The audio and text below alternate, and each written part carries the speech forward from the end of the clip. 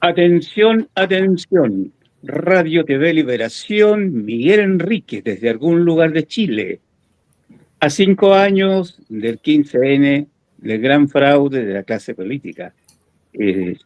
No olvidar que esa tarde-noche, mientras negociaban, asesinaban a Abel Acuña. Ya estamos nuevamente en un programa especial 15 de noviembre y bueno, queremos saludar a los invitados. En primer lugar, Fernando Caro, que ya nos acompañado en otras ocasiones, el compañero.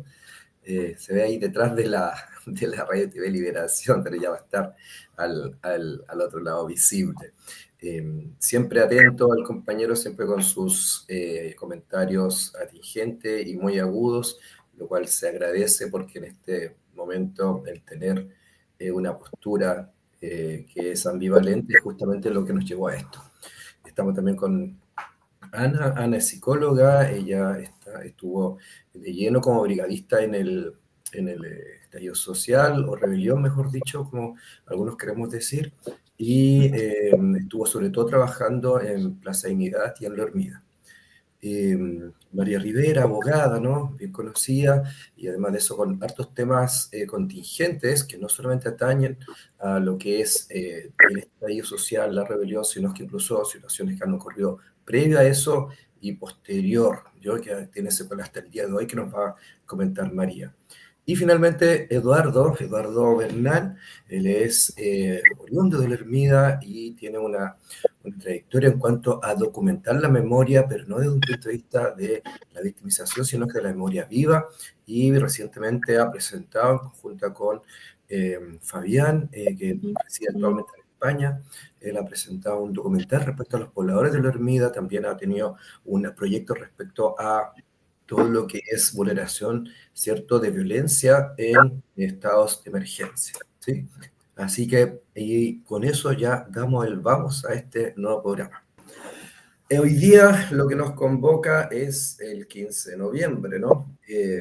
Fecha que fue un cambio drástico de lo que se venía dando en los días previos en todo Chile, desde los barrios más populares hasta incluso, y lo recuerdo bien, rotondas como la Rotonda Atenas, la Rotonda Pérez Zukovich, que estaban ahí en Manquehue, donde había gente en las calles. Así que había un levantamiento popular, no diríamos un alzamiento como tal, pero sí un levantamiento con expresiones en todo Chile y que se focalizaron sobre todo en la Plaza de Dignidad, pero se desconoce o se trata de ocultar que estas expresiones populares fueron en todos los barrios, en todas las poblaciones, en todas las comunas de Chile. No se salvó ninguna, por suerte, en todas partes había una expresión de la injusticia y que estaba muy clara a qué apuntaba, a los mismos grupos económicos de siempre, AFP, ISAPRE, ¿cierto? La salud pagada y la injusticia social, los sueldos, la vida digna, las viviendas, ¿no? Y por eso que hoy día estamos acá para analizar un poquito qué fue lo que pasó esa noche y las repercusiones que tuvo. Y en primer lugar, a lo mejor quisiéramos saber cómo vivieron los días previos a ese negociado en las poblaciones. Creo que sería bueno volver a palpar qué se sentía y qué se creía que podía pasar con este gran demostración cívica. Yo diría que cívica, porque eso es, gente se confunde lo cívico con algo ordenadito, con algo muy compacto que debe ser casi así como con permiso notarial, pero lo cívico es eso, lo cívico es expresar la opinión política de cada uno de nosotros. Y ahí respecto quería preguntarle a Ana, ¿cómo vivieron ustedes como brigada, en la cual también participé, lo que fue el sentimiento durante esos días en las poblaciones? Bueno, agradecer permitirme estar en este espacio. Y claro, como muchos, la mayoría de los chilenos vivimos ese arcoíris que se vio en algún minuto, que pensamos que iba a tener como otros resultados, digamos, la revuelta, se vio al principio con esperanza, con energía, pero luego, ya previo al 15 de noviembre, se empezó a sentir, claro, la desesperanza y la disolución, digamos, de que esto podía terminar en un negociado. Ujú. ¿Y cuánto era el compromiso que tú veías en las y los muchachos que estaban peleando cada día contra la violencia policial en las poblaciones? ¿Cómo era el compromiso? ¿Qué es lo que viste tú? ¿Cuánto compromiso con ese movimiento? Yo vi majestuosamente eh, un afán heroico, ¿cierto? De tener la fe y la esperanza de que, a pesar de que se perdieron muchas vidas, estaban convencidos de que esto iba a cambiar, que el convencimiento era absolutamente real y era una fuerza colectiva, no solo en la juventud, sino que en toda la gente que pudimos palpar, auxiliar y que lamentablemente también algunos se fueron en esta lucha, eh, y, y cada injusticia que se vieron muchas injusticias y dolor. Me tocó recibir también auxiliar pacientes de chicos que habían sido torturados en las comisarías y que hubo que hacer una reparación al respecto, pero aún así no se sintió acallada los jóvenes o la gente, los vecinos, sino que se sintió mucha colectividad de lucha. ¿Mm? Eso es lo que se observó en esa época en que estábamos viviendo. Ujú. Fernando, ¿cómo percibiste tú ese sentimiento esos días previo al 15 de noviembre y cómo cambió eso después? ¿O no hubo cambio? ¿Cómo lo percibiste? Bueno, mira, la verdad es que el cambio fue brusco. Después del acuerdo empezaron maniobras estratégicas de la burguesía para mandarnos para la casa. Es decir, hicieron uso de la represión y posteriormente de todos sus muñequeos políticos para arrebatarle las exigencias del pueblo y hacerse los partidos y sus aliados estratégicos a cargo, digamos, de la representación del pueblo. Eso lo vivimos mientras la gente hacía asambleas, mientras la gente se organizaba en brigadas de salud y otras organizaciones que surgieron al fragor de la batalla, pero todo finalmente quedó en nada después del acuerdo. Un acuerdo espurio, un acuerdo muy bien pensado, muy bien logrado. Y bueno, espero que en este programa podamos llegar a detallar algunas de las circunstancias de ese regreso al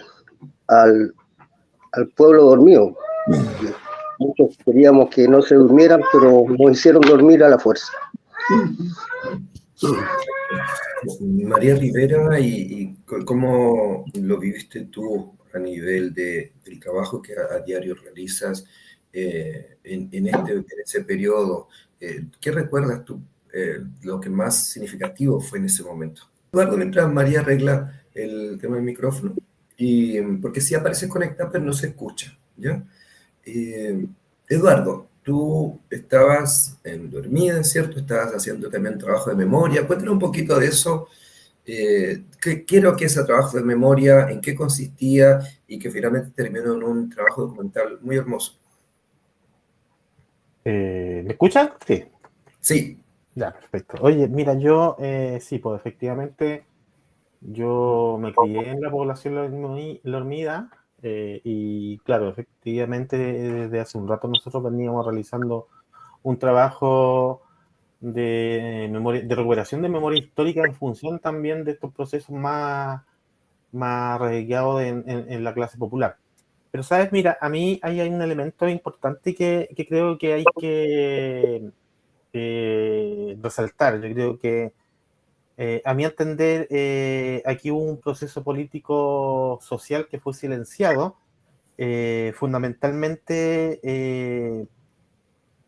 Hay tres elementos que me llaman mucho la atención. No sé si este es el momento que lo pudiese expresar, pero Es un el poco. momento, de todas maneras. No, Disculpe, no, disculpe. lo digo porque a lo mejor me alargo un poquito, pero también porque también tiene que ver con que hay que dar un contexto, ¿no es cierto? Sí, Y lo en importante es ese, interactuar y permitir que todos nosotros conversemos. Así perfecto. que Sí, todas las opiniones son válidas, pero también entendiendo que los otros tienen que replicar y todo eso. sí, de todas Bueno, maneras. esa es la idea. Esta es una conversación, por lo tanto, Eduardo, siéntete libre, contrapreguntar, preguntar, explayarte como Perfecto. quieras. Y esa es la idea. Ya, bacán. Entonces, a modo de contexto, mencionar que estábamos en una etapa de la sociedad, ¿no es cierto?, en donde las injusticias eran el pan de cada día, ¿no es cierto? Hay que recordar un poquito en donde teníamos todas estas cuestiones de las colusiones, no sé, la colusión del papel, la colusión del pollo, la colusión de las farmacias, ¿no es cierto? Y también teníamos una institucionalidad que no estaba dando cuenta o no estaba dando cuenta y estaba siendo superada o deliberadamente, ¿no es cierto?, se daba cuenta y la verdad es que no le importaba mucho, ¿no es cierto? Como a poner en contexto eso. Entonces había un sentido de injusticia transversal, siento yo, ¿no es cierto? Porque la clase trabajadora, la que se siente, la que siempre está más explotada de alguna manera, ¿no es cierto?, estaba siendo subyugada. Pero en cambio las clases medias, ¿no es cierto?, que están siempre un poquito más acomodados, las clases altas, ¿no es cierto?, si bien es cierto, no eran partícipes de un movimiento social, pero sí también estaban siendo de alguna manera, o se sentían de alguna manera, con un halo de injusticia, ¿no es cierto? Que en ningún momento siento yo que era un sentido de clase, digamos. El movimiento, tengo la impresión, la revuelta, o como la queramos denominar, no tenía propiamente un sentido de clase, sino que más bien era un sentido de injusticia, ¿no es cierto? Y como tercer elemento que creo que es fundamental, es que no había una clase dirigente, una vanguardia que pudiese direccionar este descontento, esta revuelta y los sucesos que fuimos, ¿no es cierto?, testigos. Dicho eso, creo que, claro, y de alguna manera el movimiento social fue captado, ¿no es cierto?, por el fatídico acuerdo del 15 de noviembre, ¿no es cierto?, en donde definitivamente la clase burguesa, dominante, como queramos llamarlo, se hace del movimiento social y definitivamente, como ustedes lo dicen en la programación, se produce el fraude. Bueno, y un poco contextualizando cómo lo viviéramos, disculpen, como lo vivimos en La Hormiga, lo vivimos como lo dijo también Ana, yo creo que era un momento muy esperanzado, que era el momento del cambio, ¿no es cierto?, que precisamente se venía el cambio, o se visualizaban cambios, pero después con una gran desesperanza, creo yo, en el momento en que fue capturado o cooptado por la institucionalidad.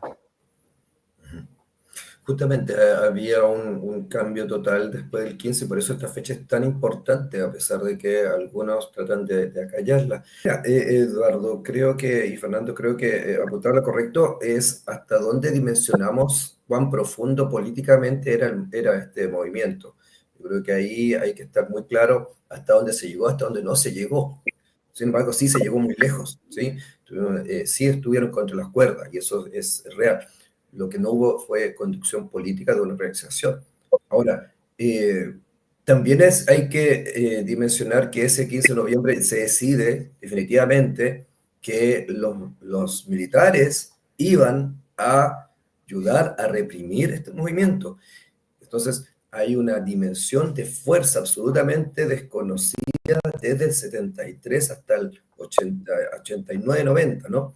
Entonces, las y los muchachos que estaban ahí en las calles, y también adultos mayores, ¿por qué no decir? Hasta niños, desconocían esa fuerza, digamos, política militar para hacer este cambio, o sea, para evitar este cambio, y eso fue absolutamente nefasto. Ahora sí parece que tenemos, Compañera María, ahora tenemos está... micrófono de Ahora María. sí, Sí. me cambié el teléfono. La verdad, no sé qué le pasa al computador, pero bueno. Así que, bueno, agradezco la invitación. Buenas noches a todas y todos. La verdad que este tema, compañeros, a 5 años del estallido, a mí me parece que es tremendamente importante, muy importante. ¿Y por qué es tan importante? Porque la verdad que nosotros en Chile estamos medio acostumbrados a que pasen diversos procesos y nunca hacemos balance. Nunca decimos qué pasó, por qué pasó, para ver cuáles fueron los problemas, las debilidades, los aciertos y sacar las lecciones, digamos, para una futura vez. Y efectivamente yo viví este proceso desde, creo, además nosotros desde el Movimiento Internacional de Trabajadores tenemos una caracterización que este proceso, el estallido, nosotros le llamamos más que estallido, decimos que fue una revolución y que fue una revolución, digamos, por una cuestión central que también está abierta a la discusión, porque todas las demandas que estaban en la calle, como han dicho varios compañeros, todas las demandas sociales, económicas, políticas, democráticas, de todo tipo, la única forma que podían conseguir resultado era nada más y nada menos que destruyendo el sistema capitalista. No hay otra posibilidad de resolver ni aumento salarial, ni los problemas de la educación, ni los problemas de la salud, ni la vivienda, ni las pensiones, ni el medio ambiente, ni el juicio y castigo, ni devolver la tierra a los mapuches, ninguno, no hay ninguna posibilidad. Entonces, y ese 18 de octubre fue la consecuencia de un acúmulo de movilizaciones que nosotros tuvimos durante muchos años. Porque nosotros no podemos olvidarnos. Los estudiantes, por ejemplo, empezaron por allá en el año 99, cuando murió Daniel Menco en la Universidad de Arica, ¿se acuerdan? En la Universidad del Norte, peleando en contra de lo que empezó a hacer expresamente la profundización de esa reforma que privatizó completamente la educación superior en Chile. Entonces, y está así, el gas en Punta Arena, después toda la movilización en Aysén, Freirina, Huasco, y en todas partes, y saltaba de una región a otra y de un sector a otro, y qué sé yo, todo el problema del medio ambiente en contra de las hidroeléctricas, Ralco, y etcétera. Y se fueron sumando cosas, hasta que obviamente esa olla a presión estalló el 18 de octubre. Y yo ese día 18 de octubre estuve toda esa semana con los controles de detención de los estudiantes secundarios que se saltaban los torniquetes del metro. Y yo estaba muy contenta porque esas detenciones casi todas se declaraban ilegales. Porque los jueces decían, claro, el derecho a la protesta y toda la alegación que nosotros hacíamos se declaraban ilegales. Y en la tarde estalló Santiago de una manera que yo creo que muchos, los que vivimos la dictadura, los que vivimos el proceso de los años 70, la verdad que ansiábamos ese ánimo, esa rabia contenida y que saliera. Pero teníamos un problema, y que lo acaba de decir el compañero Eduardo, ¿no? Creo que es. Teníamos un problema. Y que la pasión del enfrentamiento directo, de esa violencia, esa conducta o esa acción radical de las masas, porque fueron las masas, no fue 3 o 4, digamos, capucha o eso que estábamos acostumbrados, sino que fuimos todos, a nosotros nos mareó un poco y no nos dimos cuenta que efectivamente toda esa movilización carecía de elementos tan importantes como un programa que unificara todas las demandas en de la calle y no teníamos dirección.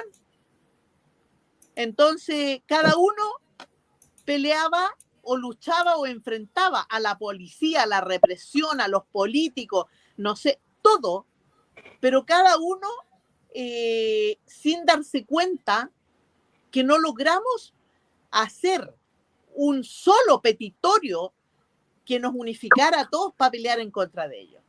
Entonces, y eso evidentemente que fue una debilidad que se vio medianamente y que mostró un rayo de luz, por así decir. Creo que la compañera habló de eso, de algo de como, no sé si dijo arcoíris, no sé, una palabra así que iluminó el momento histórico el 12 de noviembre.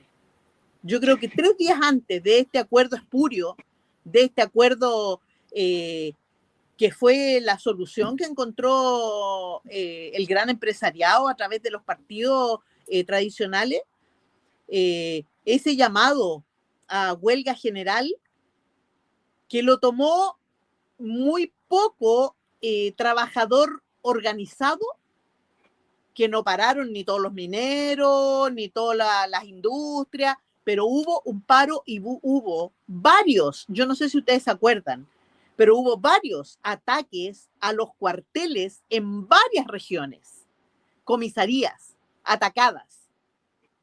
Había una actitud, digamos, de sublevación y de acción por derrotar, digamos, la represión en serio. Y mira, María, lo que tú planteas es tan cierto. A ver, yo soy de esa escuela de periodismo que el periodista no es noticia, y es un error. Ese día, hace 5 años, opté por estar en el ex Congreso mientras otro compañero de Radio de Liberación estaba, digamos, en Plaza Dignidad. Pero en el transcurso de la semana antes, a esta fecha los ministerios ya están todos adornados para la fiesta. Entonces uno entraba a los ministerios, entraba a la Moneda y había una oscuridad. No había primero no había ningún adorno, no había ni siquiera una guirnalda, como otras veces. Era la primera cosa que entre los periodistas que están acreditados en la Moneda se conversaba. Y los días, está todo apagado, y todos hablaban así en el pasillo, así medio escondida. Y yo no observaba y conversaba con corresponsales, amigos extranjeros, y lo que se palpitaba en ese momento, o sea, literalmente Piñera ya estaba derrotado, o sea, él no veía salida. ¿Ah? Y es ahí justamente cuando la clase empresarial ve peligrar sus intereses. Entonces comienza a gestar esto. Y ese día yo he llegado como a las 2, 3 de la tarde al ex Congreso y comenzamos a llegar a la prensa y de los medios independientes éramos los únicos que estábamos ahí, el resto estaba en la calle. Además que era muy difícil entrar al ex Congreso si no tenía la acreditación, digamos, como corresponsal, que era en mi caso. Entonces, lo primero que uno observa en esos días, en ese momento, era dónde se va tejiendo esto. Primero, quienes conocen el edificio del ex Congreso, está la biblioteca hacia el fondo. Bueno, en esa biblioteca estaban los macucos. El Insunza, el Quintana, entraban y salían. Y justo yo salgo afuera para mirar el ambiente, porque yo dije, bueno, tiene que haber, este Congreso tiene que estar rodeado. Era lo que uno pensaba ingenuamente como uno piensa. Bueno, no era así.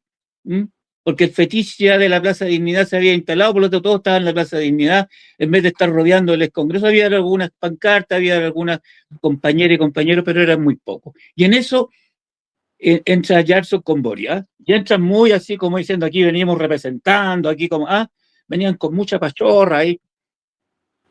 Y en el instante, Yarson entra a la biblioteca, después el famoso episodio del baño, y después el Boris va también a la biblioteca, y cuando salen de la biblioteca, el rostro era totalmente distinto. Entonces ahí entre los periodistas nos miramos y dijimos, esto ya está cocinado. Entonces, aquí en esta reflexión que es necesaria hacerse, ¿qué fracasó, qué falló? ¿Ah? Y yo creo que Ana dio en el clavo cuando partió, en el sentido que, claro, se vio como una luminosidad, como que se vio que esto había despertado. ¿Mm? Pero la verdad que no despertó Chile. ¿Mm? Chile siguió dormido. ¿Eh? Lo que vimos en torno a todo, y no nos olvidemos que ese día yo estaba ahí cuando me avisan la muerte del compañero, digamos, Abel. ¿Ah? Justamente se estaba negociando y se continuaba disparando y asesinando. Entonces, ese acuerdo que le permitió salvar a Piñera y su gobierno y a la clase política, también es responsabilidad nuestra, que no supimos ver hacia dónde iba esto y cómo darle una mínima conducción. Y ahí fracasamos, ¿no? Dejó abierto esto para el debate, para que podamos interactuar.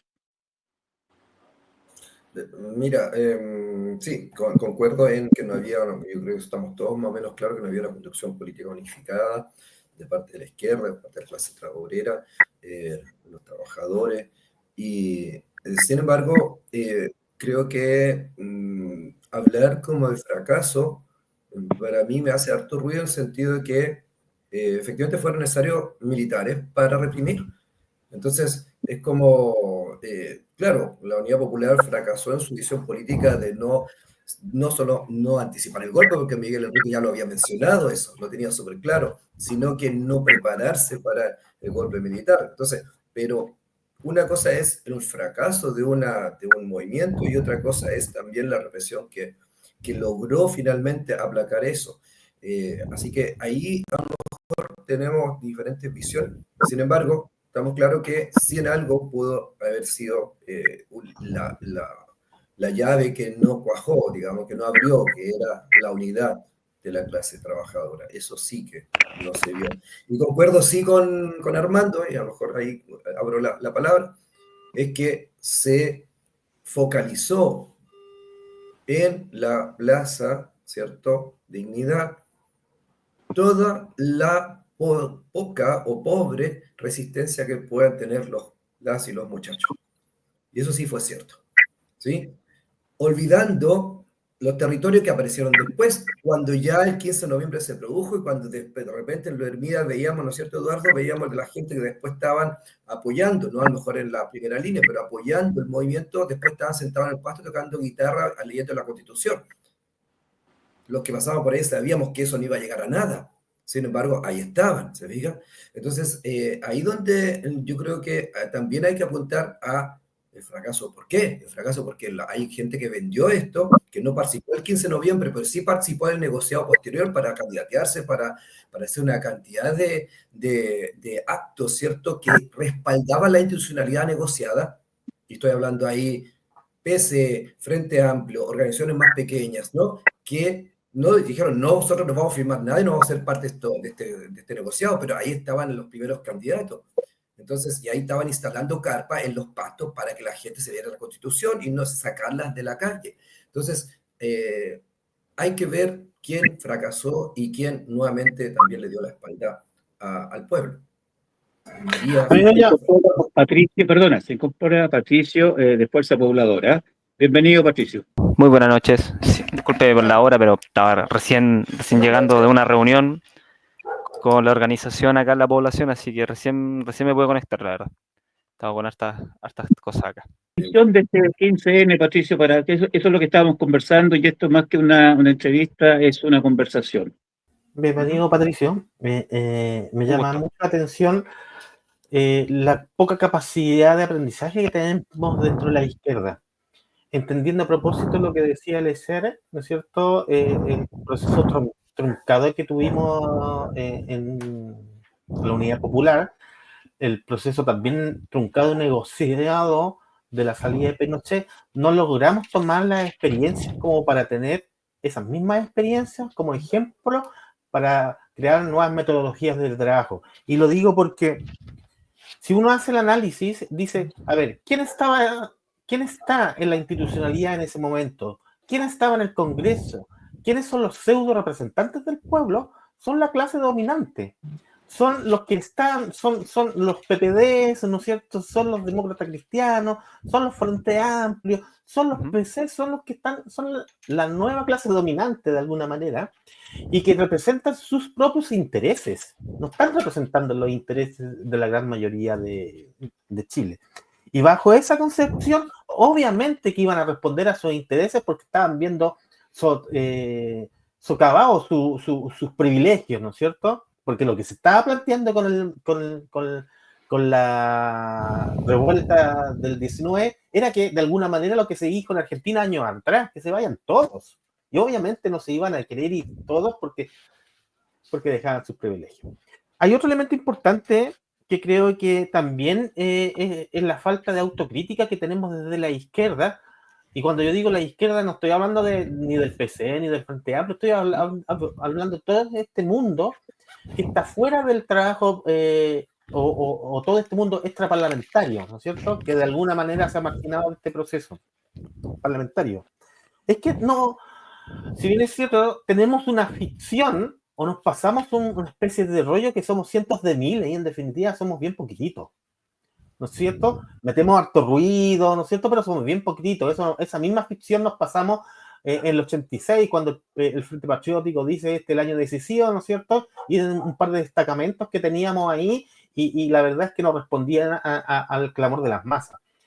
Y a propósito de lo que dije anteriormente, no estamos tomando lecciones de eso mismo. O sea, si nos estamos pasando esa ficción de que somos cientos de miles, cuando no éramos cientos ni de miles ni por todo Chile, ¿no es cierto?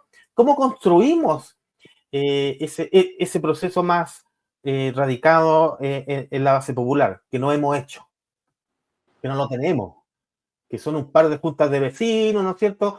Un par de centros. Esto estoy haciendo algo bien, quizá ficticio, pero me refiero a que no somos tantos de los que creemos que somos, y de alguna manera eso también lo refleja lamentablemente las últimas elecciones, ¿no es cierto?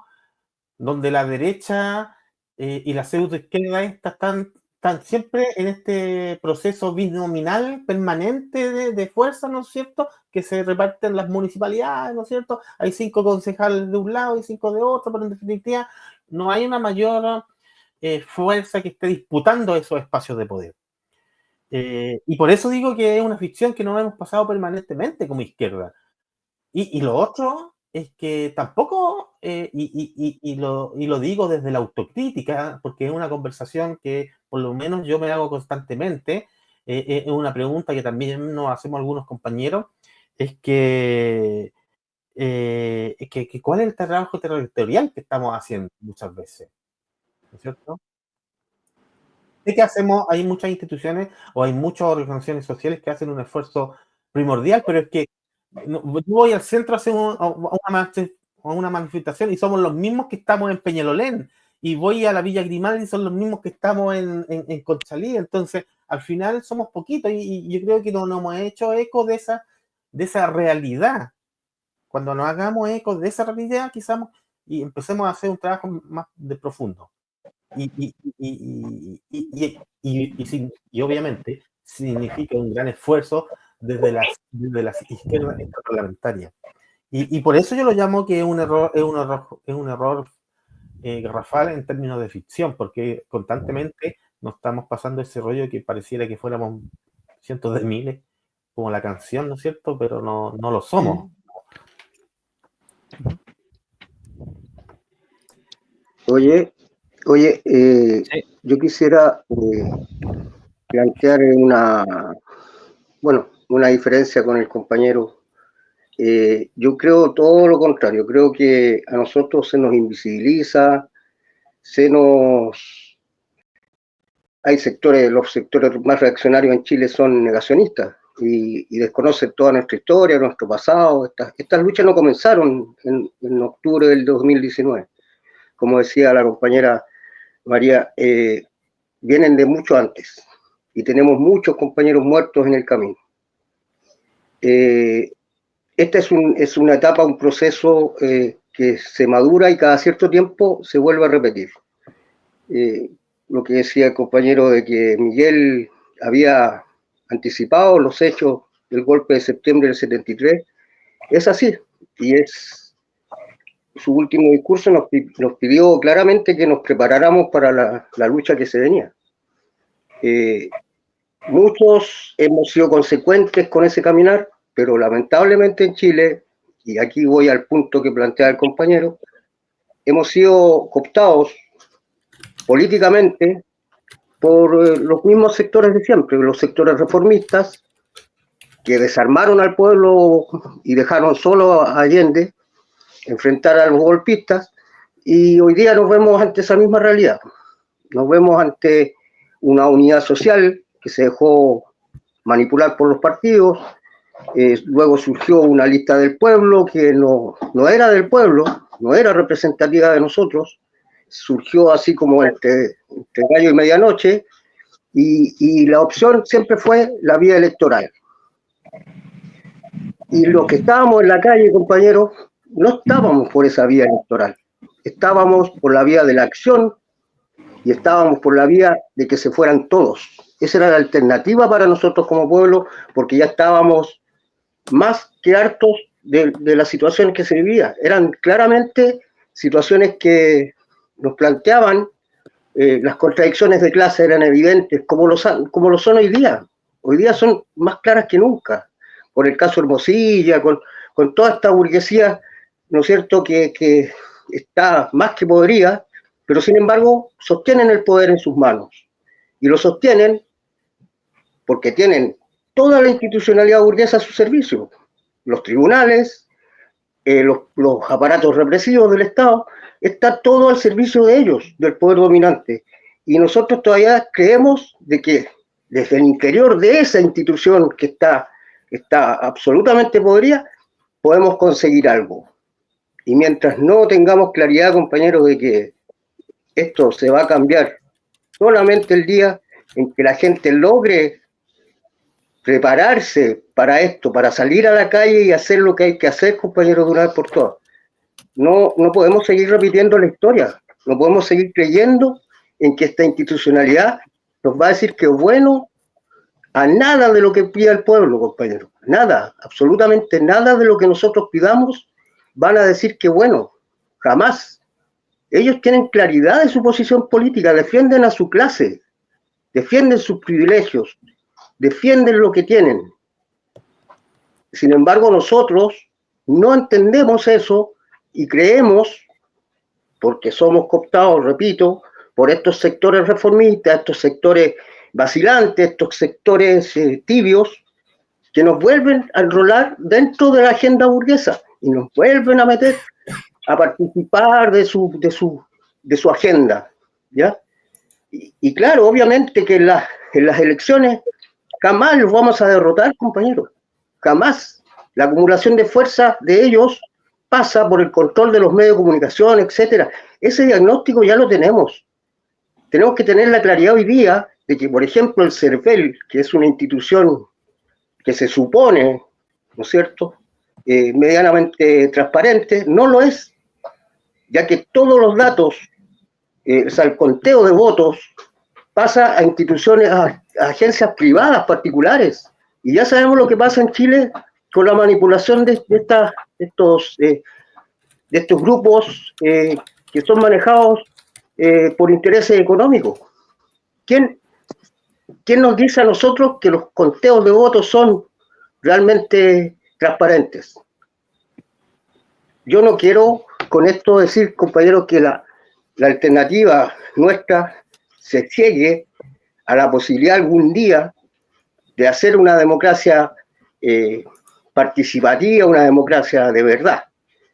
Pero hoy día, en las manos que estamos de esta democracia liberal, tutelada, ¿cierto?, una democracia burguesa que tiene control absoluto de las instituciones, no estamos bien parados como para disputarnos el control del país a través de la vía electoral. El temor de la burguesía surge justamente cuando ven al pueblo en la calle, porque ellos lo tienen claro.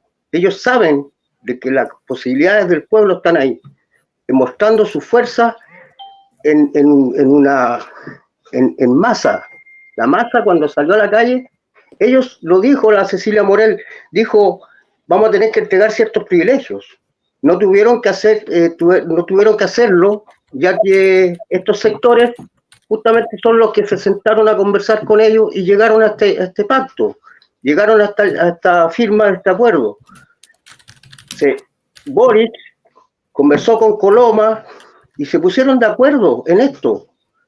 No podemos desconocer esa conversación entre un fascista y un tipo socialdemócrata más que tibio, que hoy día está gobernando un gobierno antisubversivo, un gobierno absolutamente fascista, progre-fascista, le digo. Porque esos son. Bueno, voy a quedarme hasta ahí porque hay mucho que decir del tema. Se integró Pedro. Bienvenido, Pedro.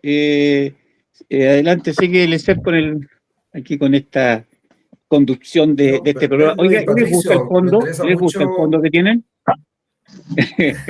Depende a qué te refieres. El fondo que tenemos acá de Sí, los personajes. Los personajes o el contexto. Okay. Patricio y Pedro, me encantaría escucharlo y cómo vivieron de este periodo y sobre todo los cambios que se comenzaron a gestar. Bueno, no sé si Pedrito, creo, a mí se me pegó, no lo veo bien.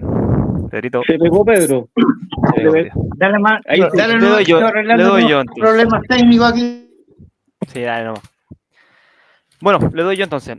Bueno, me presento para todos. Yo soy Patricio. Yo soy presidente de la Junta de Vecinos de acá de la comuna de Conchalí. Soy integrante de la Fuerza Pobladora de Chile desde sus inicios, desde hace 10 años que vamos a cumplir este año. Y yo llevo ya, pucha, yo creo que unos 10, 12, 14 años trabajando en lo que tiene que ver con distintas organizaciones de la población.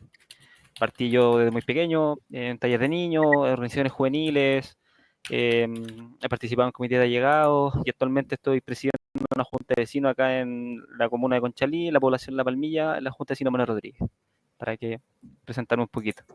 Respecto como al análisis que hacemos nosotros como organización con respecto a lo que fue el estallido social y posterior proceso constituyente, una de las primeras ideas es que nosotros como organización igual estamos como muy al lado y muy en roce constante con lo que pasa en la población, con lo que siente el poblador, con lo que le pasa al trabajador, con lo que le pasa a los niños en la población, los problemas que tienen.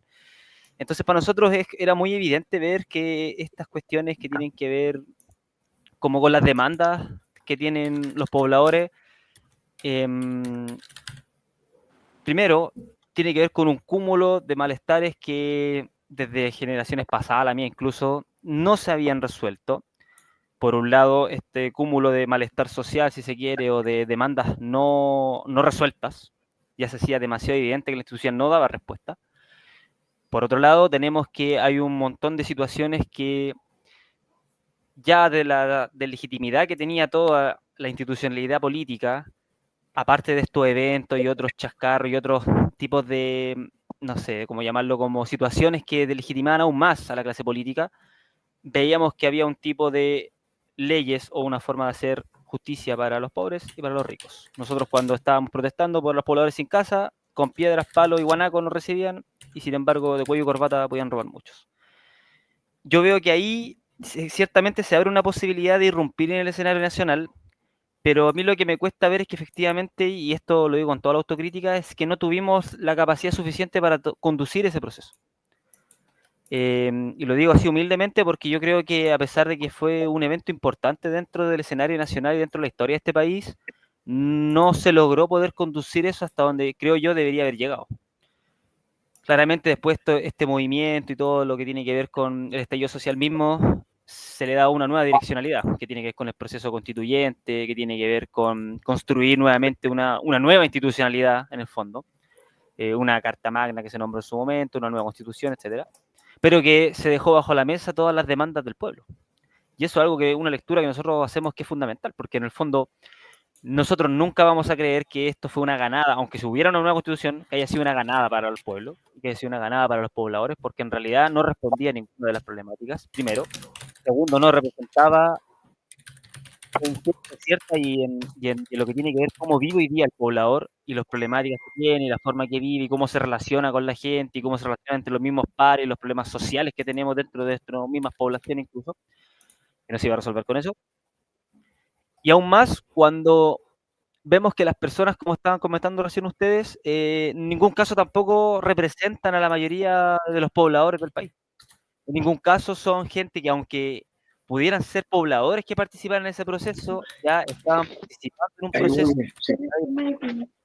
de decisión que ya estaba cortado, porque claramente nosotros vemos que este proceso constitucional es una maniobra de contención de la protesta popular.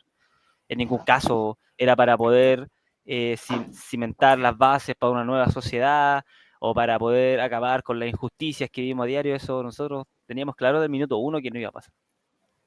Y dicho y hecho, no pasó. Más allá que el proceso funcionara o no. Y ahí es donde nosotros salimos con una postura más bien dura, más cruda, más crítica, y decíamos abiertamente que nosotros no participábamos en este proceso, no porque no queríamos cambio ni porque quisiéramos que las cosas no cambiaran, sino que más bien creíamos que no era la forma. Y creemos eso porque en la práctica nosotros en las organizaciones territoriales, comités de llegada, juntas de vecinos, hemos ganado cosas importantes a través de otras formas, a través de la presión más directa, a través de la organización de los vecinos, a través de la lucha más directa, a través de la denuncia pública y a través de otros mecanismos que no son institucionales y que tenemos claro que no lo son. Ahora, podría sonar curioso que uno como presidente de la Junta de Vecinos, que es parte de la institucionalidad, le esté diciendo esto.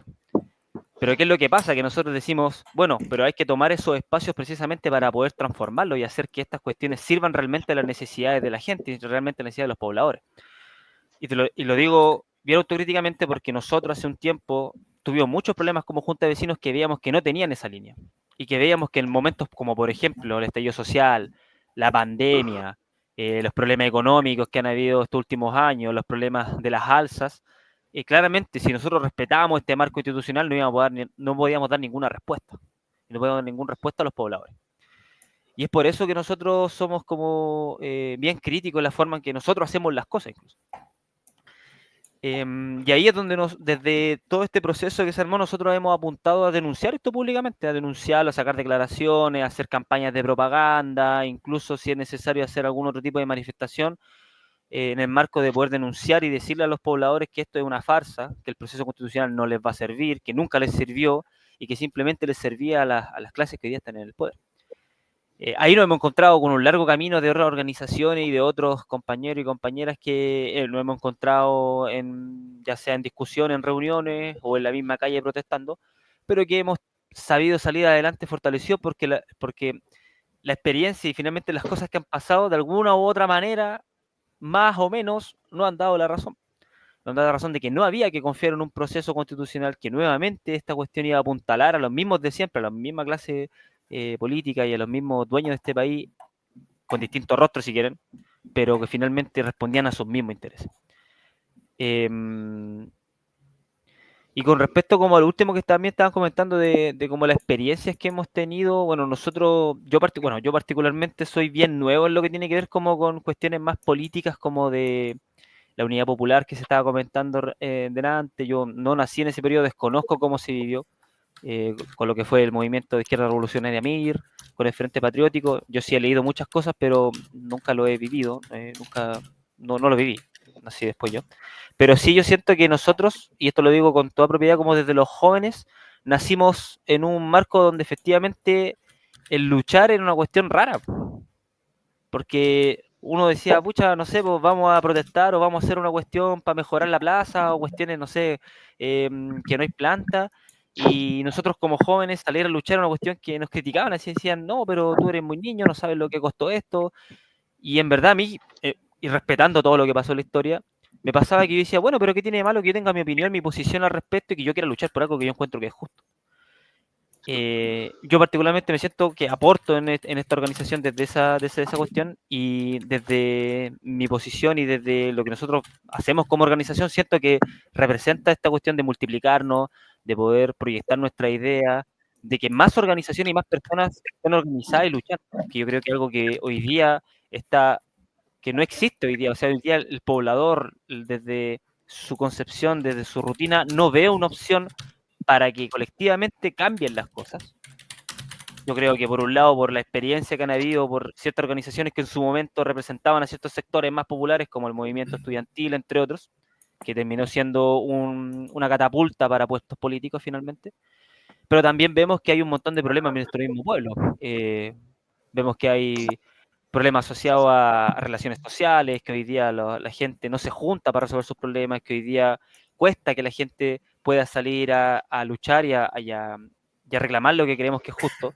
Pero también es porque nosotros como organización también tenemos falencias, porque también nosotros como organizaciones no logramos llegar al poblador, al vecino, al que está igual de cagados con nosotros, y disculpando la expresión, pero igual de cagados, y decide resolver solo. Y decide no organizarse, y decide mamarse el problema solo, decide pagar la cuenta de la luz, aunque crea que es injusto que le hayan subido la luz, la paga igual. Siendo que nosotros hemos estado sacando declaraciones, hemos estado, bueno, fuimos al Ministerio de Energía hace un par de semanas, por lo mismo, porque decimos que esta cuestión no solamente nosotros como organización, no corresponde que ningún poblador en Chile pague esas cuestiones, tenga que pagar el aumento de algo tan básico como la electricidad. Y vuelvo, ha sido una piedra que permanentemente estamos ahí trabajando, que tiene que ver con cómo este vecino que se resigna, agacha el moño, paga el aumento de la luz, se suma a nosotros a luchar. Ay, no sé si Pedrito quiera comentar o agregar algo más. El libro esto, Pedro, usted sabe, compañero, de hablar. Sí, sí. Yo ya pienso ya que nada es libre en realidad. pero está bien. Mira. No, pero esta conversación sí. Sí, no, sí está bien.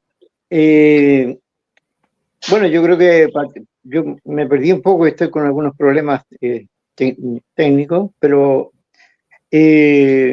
nosotros en la Fuerza Pobladora hemos venido discutiendo hace mucho tiempo esto de la participación dentro de algunas instancias dentro de la institucionalidad. Y hemos, la verdad que hace ya mucho tiempo tomamos la decisión de por lo menos de las elecciones, del proceso electoral, no participar. Y yo creo que las razones son bien básicas, ¿cierto? Bien simples, y que el día a día no ha demostrado, digamos, que tenemos bastante razón, digamos, en tomar la posición que tenemos desde ya hace un tiempo. Es tan simple como que una de las cosas básicas que nosotros planteamos es que en este modelo y en esta sociedad y con este modelo económico, las demandas básicas de los sectores populares jamás serán cumplidas. Jamás. ¿Ya? Porque este modelo, principalmente este modelo neoliberal, qué sé yo, está hecho simplemente, digamos, para explotar a los trabajadores, a los sectores, qué sé yo, populares, y a mantener las regalías y los privilegios de un sector minoritario de este país y del mundo. Y eso no va a cambiar. Y eso no va a cambiar con el gobierno que haya, con la constitución que haya, al menos, ¿cierto?, que los sectores populares tengan el poder. De la única forma en que esa situación cambie es con el poder en manos del pueblo.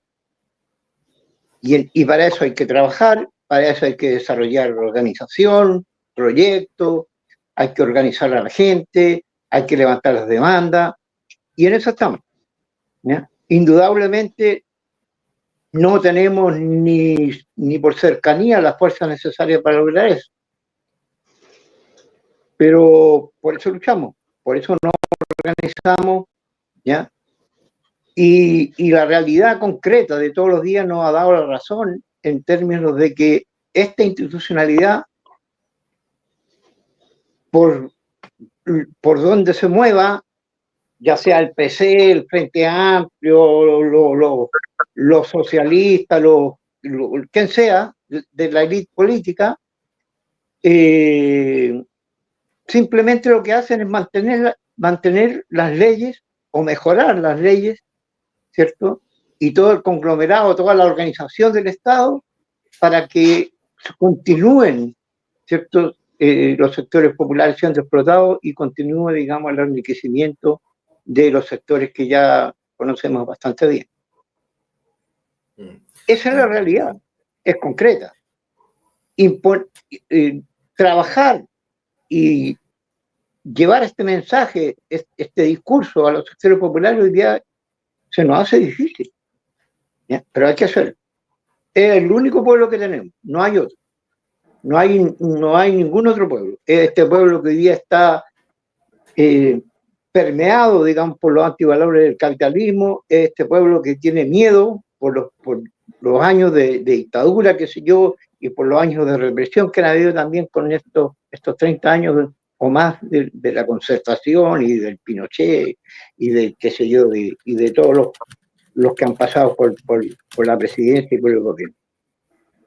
Entonces, cuando llega el estallido social, nosotros también planteamos desde el primer día, ¿cierto?, que el estallido social era una expresión, ¿cierto?, de rabia, de impotencia y de odio hacia las situaciones que vivía el pueblo, pero que había un sector no pequeño de los que protestaban, que no protestaban por un cambio de sistema, protestaban porque ellos querían ser incluidos en este modelo, incluidos en las regalías, entre comillas, que supuestamente da el modelo capitalista, ¿ya?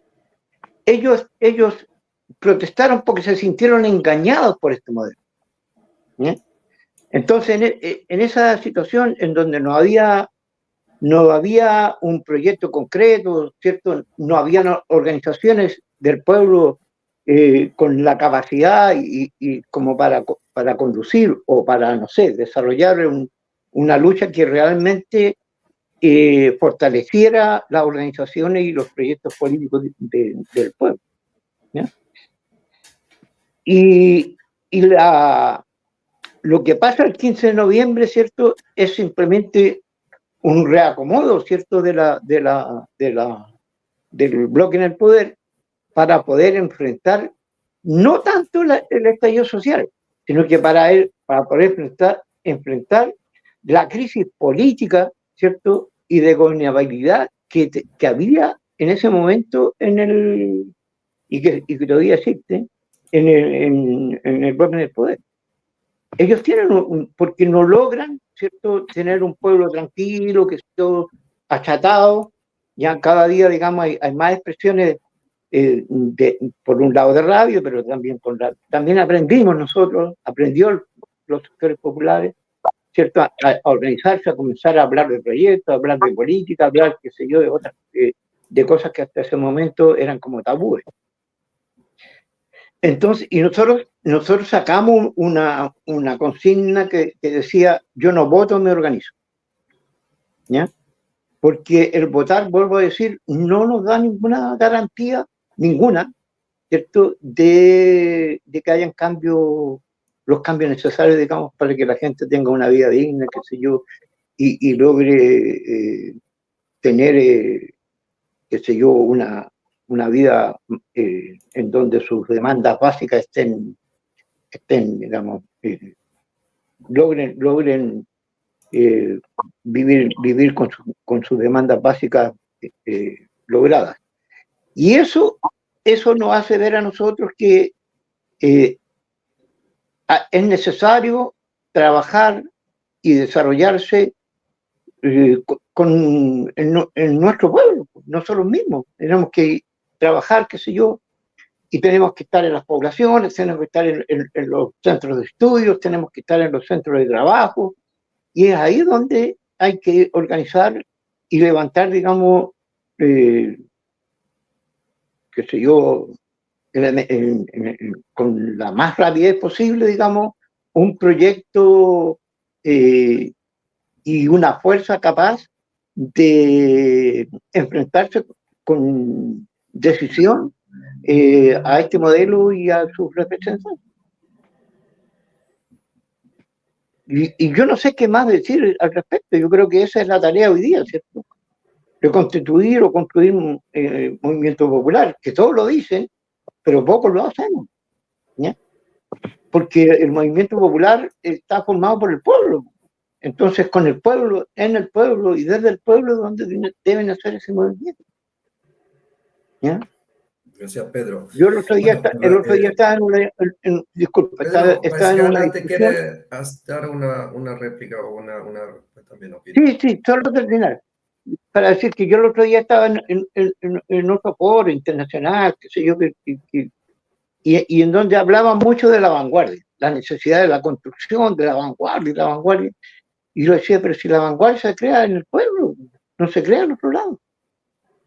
No nos podemos juntar 50, 100 o no sé, o 40 iluminados, qué sé yo, y formar un partido y hacer un proyecto y decir, y aquí está el proyecto de la Revolución Chilena. Y el pueblo ahí, ¿a dónde está? ¿Dónde? La vanguardia es representación de algo, ¿ya? Expresión, qué sé yo, más lúcida de algo que está creciendo y que se está formando, ¿ya? Entonces, es con el pueblo que tenemos que organizarnos y tenemos que construir, digamos, ese proyecto para poder desarrollar un proceso de cambio en este país. Eso es más. Bueno, Ana había pedido la palabra y también María, que quería dar también una réplica respecto a alguna opinión, se me refirieron al proceso constitucional. Ana. Sí, desde mis competencias yo no dejaría de hacer un pequeño análisis. ¿Qué significa o qué significó hoy día la revuelta? Pensando en todos los compañeros que partieron y que dieron su vida en todos esos meses, digamos, de lucha. Si bien habían muchos jóvenes que fueron motivados por algo casi espontáneo, colectivo, que quizás, como decía el compañero Eduardo, no tenían conciencia de clase en sí, pero la diferencia y el aplaste de la clase se sentía día a día. Entonces, y nuevamente, los jóvenes, teniendo todo por delante, fueron los que nos dan la energía con este contagio colectivo, donde todos empezamos como a ver que sí se podía hacer y cada vez se vio cada vez más grande y eso es innegable y eso sí lo veo como un triunfo, a pesar de que la motivación puede haber sido no desde un lenguaje político, no desde una conciencia política, social, pero sí ya la gente no podía más con todas las necesidades básicas no cubiertas. Entonces, si bien esto partió por algo espontáneo, por algo que había hambre, había mucha cesantía, así es como subían todas las cosas y se veía mucho trabajo como informal que se sigue viendo, creo que no dejaría de verlo si bien, como dicen, no había una conducción política, porque esto yo creo que fue un estallido, una revolución, pero desde la necesidad misma.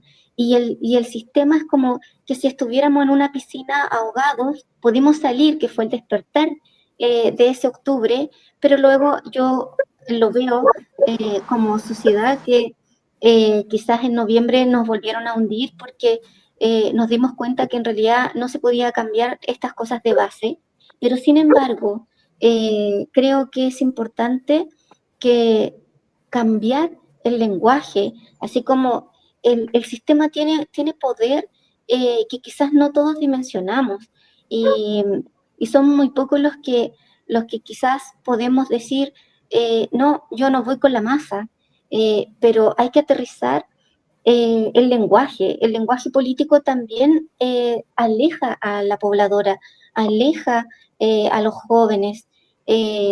Yo siento que hay que agarrar esta herramienta que fue el inicio de la revuelta o del estallido social con un lenguaje que era coloquial, con un lenguaje que era diario, que era un lenguaje desde la necesidad misma.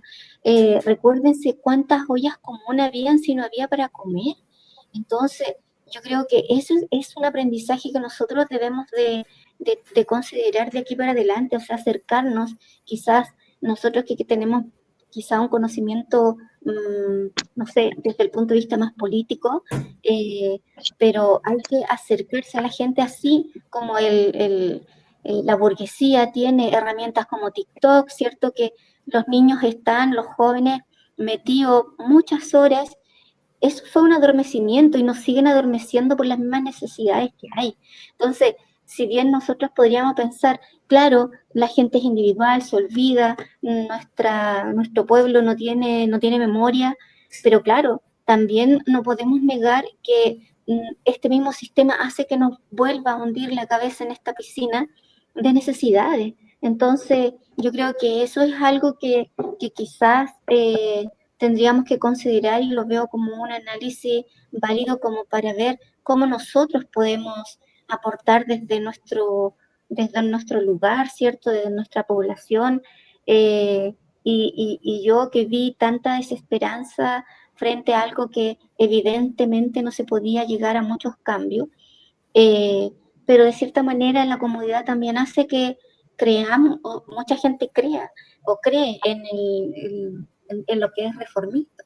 Entonces, ese es como el análisis que quería hacer, sobre todo en la gente que partió, sobre todo en la gente que tuvo alto costo con este estallido y con este 15 de noviembre. Eso, Gracias. María quería también hacer un aclaramiento, una réplica respecto a lo que se había dicho. Cuéntame, María. Sí, mira, yo de verdad que, porque varios han planteado el cuestionamiento, digamos, a la participación, primero, electoral y precisamente en la Convención Constitucional, planteando candidatos. Existió el cuestionamiento acá en esta conversación a la lista del pueblo, cuestionamiento o crítica que nosotros desde mi ubicación política también tuvimos y seguimos teniendo. Sin embargo, yo fui candidata en la lista del pueblo, no fui nunca parte de la lista del pueblo y eso nosotros lo declaramos por escrito, pero ¿por qué nosotros decidimos sí participar electoralmente? Y hubo 19.000 electores del distrito 8 de Maipú, de donde yo soy, que me votaron por mí, me eligieron para ir a la Convención Constitucional, nunca, jamás ofreciendo como salida una nueva constitución. Porque yo también coincido con varios de los que han planteado acá que quien se considera revolucionario jamás puede decir que la respuesta a las demandas de la clase trabajadora o del pueblo se van a conquistar por la vía electoral ni por la vía constitucional. Eso yo lo dije en la primera intervención. Solamente, únicamente a través de una revolución donde el poder político, económico y social cambie de manos, va a ser posible. De otra manera es imposible. No hay posibilidad, ni a través de la Cámara de Diputados, ni senadores, ni una constituyente. De hecho, la Asamblea Constituyente, que esta Convención Constitucional fue eso, fue lo mismo que una Asamblea Constituyente. Es la herramienta, entre comillas, más democrática que tiene la burguesía. Eso es.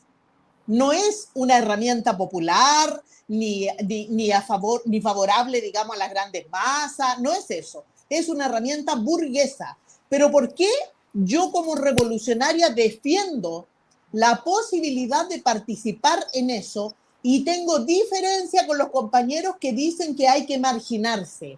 Porque no usar ese espacio, ese recreo, esa ventanita en la que podemos meternos con esa herramienta burguesa para usar ese escenario, ese micrófono y plantear lo que yo por lo menos planteé en la Convención Constitucional, y si ustedes tienen tiempo alguna vez pueden buscar los videos, donde yo le planteé de frente, en su cara, a la burguesía, cómo eran de corruptos y qué había que hacer para resolver los problemas de las grandes mayorías.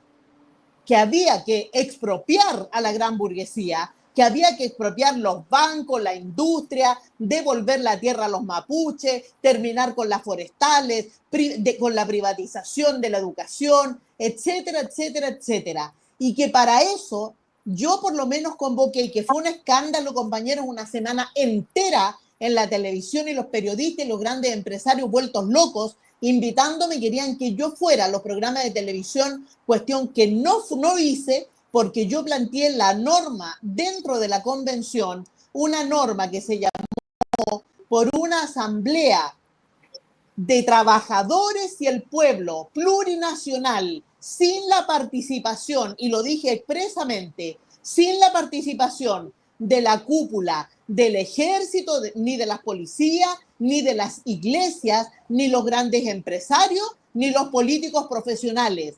Obviamente, esa asamblea era nada más y nada menos que un símil a lo que fueron los soviets en la Revolución Rusa. Era para discutir la toma del poder en Chile. A eso fui a la Convención Constitucional. Entonces, evidentemente que si uno, como revolucionaria, no va al Parlamento a votar leyes con la burguesía y para la burguesía, claro que está traicionando a la clase.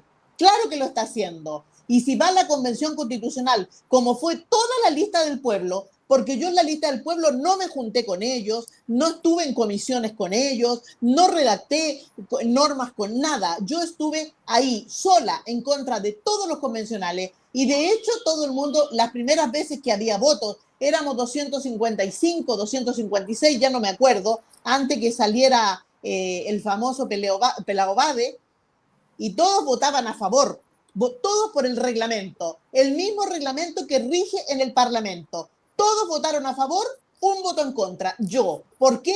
Porque yo no creo en las leyes del Parlamento. No creo en el reglamento burgués del Parlamento. Y yo voté en contra. Y todos se daban vuelta. ¿Quién votó en contra? ¿Pero cómo? ¿Qué sé yo? Yo voté en contra de la mesa que dirigía Elisa Loncón, porque Elisa Loncón estaba ligada a los partidos, al Partido Socialista y qué sé yo. Voté en contra de esa mesa. Y ustedes pueden buscar mis votaciones, los discursos que yo hice, todo el balance que hice de Chile, desde la colonización, desde los ingleses hasta la ocupación militar hoy día. Denuncié al Partido Comunista, a todos dentro de la convención. Tener ese escenario desde la izquierda revolucionaria, la verdad que es primero una osadía y después un triunfo de un sector de 19.000 pobladores, trabajadores, juventud, que votó por mí y me dio una tarea porque yo mi campaña no la hice ofreciendo una nueva convención, una nueva constitución. Yo mi campaña la hice denunciando a Piñera como un corrupto, como un ladrón, como un privatizador, todos los partidos, por la libertad de todos los presos políticos. Fui la única. Yo denuncié y hablé por la libertad del comandante Ramiro, de los presos anarquistas, de los presos de todo tipo terroristas o identificados como terroristas por el Estado, todos ellos, y ese fue mi rol en la convención. Yo estoy orgullosa del rol que nosotros como Movimiento Internacional de Trabajadores cumplimos dentro de la convención, entramos con la frente en alto y salimos con la misma frente en alto porque no negociamos con nadie, ni nos vendimos, ni nos entregamos, ni nos arrodillamos frente a la burguesía. Yo en la convención recibí amenazas de muerte, persecuciones y sigo en la calle. Estudié leyes para defender a los que luchan y eso es lo que hago y nadie puede apuntarme que porque yo fui elegida convencional y estuve dentro de una institución burguesa, yo me vendí porque no todos hacen eso. La mayoría sí. Pero yo evidentemente reivindico el rol que cumplió Recabarren en el Parlamento cuando fue parlamentario, que planteó lo mismo y en sus escritos dicen: los revolucionarios deben ir al Parlamento no a votar leyes con la burguesía, sino que a hacer propaganda política y a llamar desde ese escenario a la organización de la clase trabajadora para enfrentar y destruir el capitalismo. Ese es el rol. Y es por eso que yo tengo diferencia si nosotros podemos levantar, no a mí, da lo mismo, al compañero o compañera que sea, pero que permita ser controlado por la base. No que vaya y se diga, porque los parlamentarios, los diputados, antes de ganar, son súper revolucionarios, pero después entran al Parlamento y ganan 10 palos y se olvidan que fueron revolucionarios.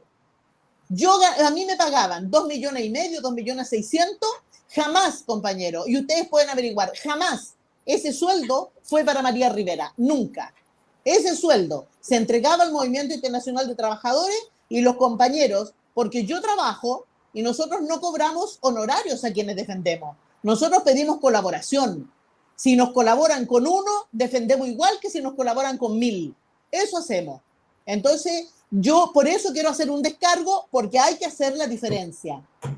Hay que hacer la diferencia y yo creo que la tarea de los revolucionarios, yo soy marxista, yo reivindico a Lenin y Lenin planteaba que una de las tareas de los revolucionarios es participar también en las instituciones parlamentarias con la tarea, y yo me someto a la base, me someto a los luchadores para que controlen mi rol, y si yo lo estoy haciendo mal y me estoy desviando del camino, estoy expuesta y me someto a que quien controla mi tarea de revolucionaria dentro del Parlamento resuelva lo que tiene que hacer conmigo.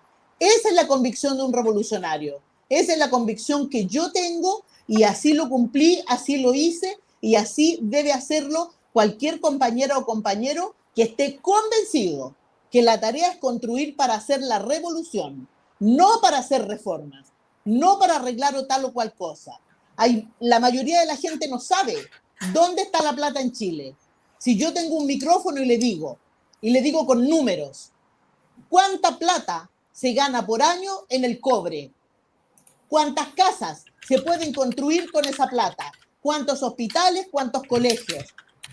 ¿Quiénes son los que se roban la plata en este país? Nombre y apellido.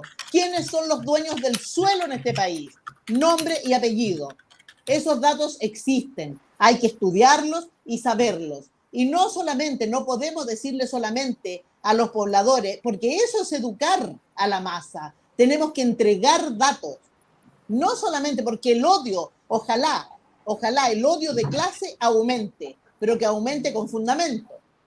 Entonces tenemos que aprovechar todas las instancias. Solamente eso. Y yo quería hacerle un descargo porque yo no quiero que me confundan con esas convencionales que fueron y que lo único que quería es después un puesto que no tenían ni idea qué estaban haciendo ahí, pero querían ser primero convencionales y después quieren ser diputadas, concejales, alcalde y no sé qué María, cosa. está pidiendo la palabra el compañero Patricio. Eso. Gracias. Sí, bueno, yo quería puntualizar, ya que yo también mencioné este tema como de la convención. Lo que pasa es que nuestro análisis es que el problema no tiene que ver con las personas que participan del espacio propiamente tal, porque vemos que esto es una maniobra en el fondo con o sin convencimiento de que ahí se pueda cambiar algo, es una maniobra que viene una respuesta para poder seguir apuntalando el sistema. No estoy diciendo con esto de que las personas que participan en ese espacio no tengan una convicción de cambio ni ganas, porque creo que aquí todos lo tenemos. Lo que nosotros cuestionamos en el fondo es la vía, es la forma, y finalmente a quién le sirve ese proceso y a quién le sirvió ese proceso, finalmente. Ahí es donde claramente nosotros igual hacemos la diferencia, porque también tuve compañeros que perdieron ojos, que estuvieron detenidos, que estuvieron protestando, que estuvieron en la calle dejando los pies, que estuvieron haciendo vías comunes, que estuvieron haciendo un montón de cosas. Pero sin embargo nosotros somos críticos a esa vía porque finalmente vemos que a quién le sirve conducir hacia ese lado toda esta rabia popular son finalmente las mismas clases que vienen dominando hace muchos años. Entonces decirle a la compañera que yo me hago cargo de la crítica porque no tiene que ver con una crítica hacia quienes participaron con todas las ganas de transformar este país, sino que más bien es que ese espacio tiene una función de ser para poder reoxigenar el sistema, para poder darle una nueva dirección. Y ahí es donde nosotros somos críticos con eso y decimos que, por ejemplo, no votamos, porque creemos que esa no es una forma válida para poder participar, que el pueblo pueda participar, decidir, incidir en las cuestiones importantes en este país. No porque no nos parezca mal tal o cual sector que esté dentro de estos espacios, sino que más bien entendemos que eso al final del día no le sirve al pueblo y le sirve para relegitimarse y para reoxigenar el sistema y para volver a cagarnos a las mismas clases dominantes.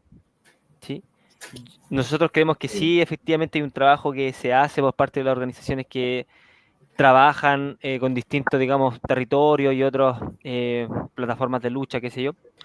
Pero sin embargo vemos que a quien finalmente le sirve generar estos procesos de supuesta participación popular y poder decidir ahí, aunque la compañera vaya a contrapelo de todo lo que se planteó en la mesa que participó, que me parece muy bien, finalmente eso sirve para mostrar para afuera y para los pobladores y para toda la gente de que este proceso es participativo, que todos pueden opinar, que todos pueden decir lo que quieran, pero al final del día las decisiones que se toman no responden a la necesidad de esa inmensa mayoría. Y ese es el problema finalmente para nosotros. No tiene que ver con que uno alegue más, alegue menos, porque yo, con lo que dijo la compañera, yo estoy de acuerdo que ella estuvo al pie del cañón, estuvo criticando, estuvo ahí pateando la mesa, incluso si era necesario. De más. Pero al final del día, toda esa cuestión, ¿en qué termina? ¿En qué terminó siendo dentro del proceso constitucional? ¿En qué terminó transformando las vidas de las personas? Nada. Bueno, Y esa es la yo crítica ahí que nosotros hacemos.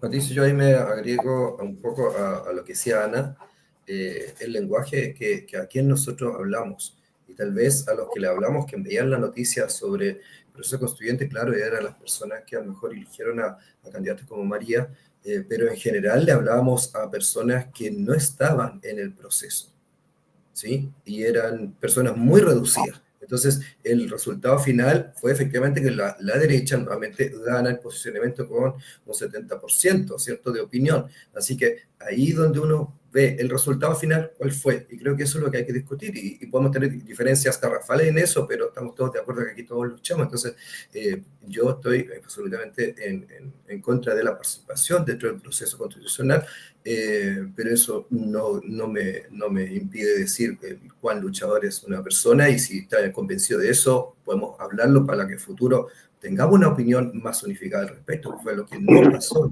en esta última. Antes de dar la palabra a otro compañero, que quiero dejar con Eduardo, porque Eduardo, además de eso, es documentalista. Yo le explicaba que él había hecho documental sobre los luchadores, los superhéroes, digamos, de la Hermida, ¿cierto? Dirigentes sociales, pobladoras, ¿no? De antaño, y que rescató la memoria. Y queremos mostrar ¿cómo se llama? Un trabajo que él hizo junto a Damián. A ver si me permiten acá, sí. Mira, yo creo que un poquito comentar lo anteriormente que se estaba hablando. Yo creo que es que los que somos más viejos entendemos un poquito que la lucha se debe dar en todos los frentes. Creo que todas las formas de lucha son válidas siempre y cuando tengan un componente de clase, ¿no es cierto? Y en ese sentido yo no soy quien para criticar ciertas conductas, o más bien ciertas participaciones. Dicho eso, creo que también creo que tenemos que ir, creo que hemos tenido que ir renovando nuestras metodologías de lucha, y lo digo porque esencialmente los que venimos de la dictadura teníamos como el fin la lucha más confrontacional, quizás, ¿sí? Y no es que uno, o por lo menos en mi caso, hayamos querido dejar la lucha confrontacional, sino que más bien hoy día no existe la correlación de fuerzas como para tener esas condiciones para poder tener una lucha más confrontacional. Y dicho eso, creo que esas condiciones tenemos que crearlas. Y lo que decía anteriormente, esas condiciones no están siendo creadas, no las hemos ido creando. Y creo que ahí hay un elemento importante que hay que fijarse.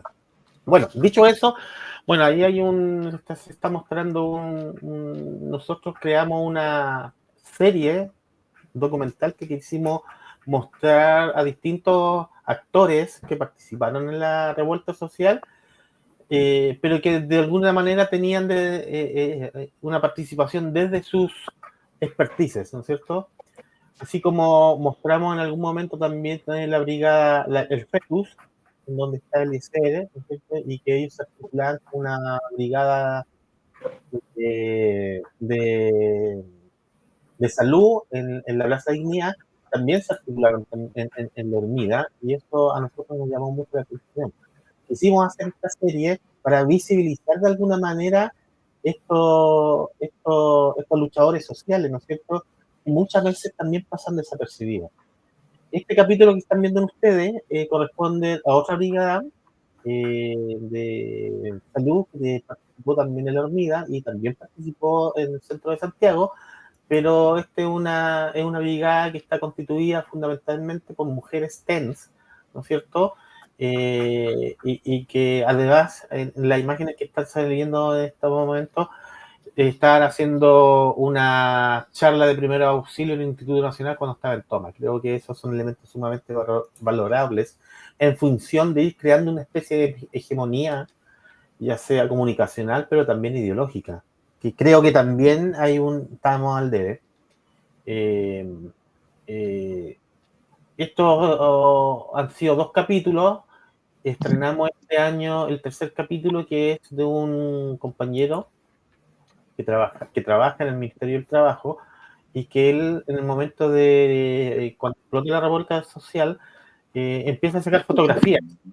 Él tiene más de 10.000 fotografías, y también de alguna manera se da cuenta que en el lugar de los hechos, que era la Plaza de Dignidad, empezaban a quedar muchas cosas, desde balines incrustados en algunos árboles, ¿no es cierto?, dentro del bandejón central, hasta casquillos de lacrimógenas, perdigones, pero los instrumentos más, ¿cómo lo podría llamar?, más insólitos fueron apareciendo, ¿no es cierto?, desde los típicos escudos, lentes, zapatos, lavadoras, juguera, cartas de amor. Entonces fue recopilando una serie de cuestiones que creo que también ayudan en la construcción de la memoria del pueblo. El compañero Rodrigo realizó una exposición en Londres 38 en el año 2023, creo que, no me acuerdo exactamente. Fue cuando nosotros lo conocimos, y hicimos un pequeño documental también con él, que el 3er capítulo de esta serie, que se llama Fragmentos del Estallido, entendiendo que cada fragmento es una historia que constituyen una historia central, que es el estallido social, y que también queremos mostrar de aquellos luchadores que pasaron inadvertidos, ¿no es cierto? Porque después del 15 de noviembre los protagonistas fueron los partidos políticos, ¿no es cierto? Y todo lo que tenía que ver con el proceso constituyente, pero antes habían otros actores, que eran ellos, los que estaban día a día, los que pararon las ollas comunes, los que pararon la brigada de salud, el que fue a sacar fotografía para que esto no se perdiera en el tiempo y se constituyera una memoria histórica, una memoria del pueblo. Estos son episodios que están de libre acceso para quien quiera utilizarlo, ¿no es cierto? Nosotros no trabajamos ni con derechos de autor, ni tampoco nos interesa. Perdón, me trapiqué. Solo que nos avisen dónde se va a proyectar, como para tener solamente un registro de dónde está siendo presentado. Eso, compañero. Gracias, Eduardo. Muchas gracias por ese trabajo. Bueno, ya creo que estamos concluyendo este programa. Llevamos 1 hora y media, así que se abre la posibilidad, ¿cierto?, de dar una reflexión final a lo que hemos ido conversando. Creo que ha sido bastante bueno poder tener impresiones que sean incluso contrarias en cuanto a lo mejor la táctica, ¿no? La política del momento, porque eso es justamente lo que hay que hacer hoy en día para evitar los errores del pasado. Así que se abre la palabra a quien quiera tomar. Esto era eso, conversar, poder, sin tanto una pauta de preguntas, esa es la idea. Y estos documentales son muy importantes porque primero que porque se toma el registro, que eso es tan fundamental para la educación popular, sino que también están los testimonios. Y esos testimonios conforman ese nuevo lenguaje que se va construyendo, lo que habla un poco Ana. Por lo tanto, aquí a veces no se dice, por ejemplo, aquí se ha hablado que, claro, o sea, como pobladores, como movimiento popular, a veces no estamos tan visibles, porque el sistema funciona. Y en estas últimas reflexiones, bueno, tenemos que pensar cómo vamos aportando y cómo vamos construyendo desde nuestras diversidades en las opiniones, en las estrategias, en las tácticas, cuando tenemos un objetivo común y tenemos un enemigo común. Fernando, adelante. Micrófono, Fernando. Y mira, bueno, yo me siento interpelado por la compañera María, a quien respeto y quiero mucho porque, bueno, hemos sido parte de esta historia y nos conocemos hace muchos años.